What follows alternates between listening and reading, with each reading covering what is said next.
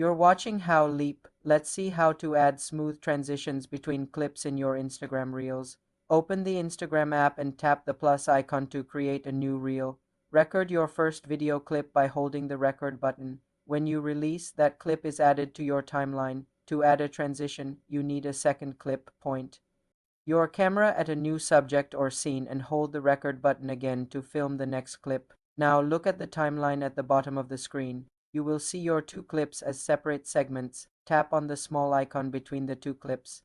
It looks like a diamond or a clock. This is the transitions menu. Several transition effects will appear, such as zoom, fade, glitch, or spin. Tap on one to preview it. You can adjust the speed of some transitions with a slider. Once you select an effect, it is applied to the cut between those two clips. You can repeat this process between every clip in your reel. For more advanced transitions like jump cuts or object passes, you can use the Align tool before recording your next clip to match up objects in the frame.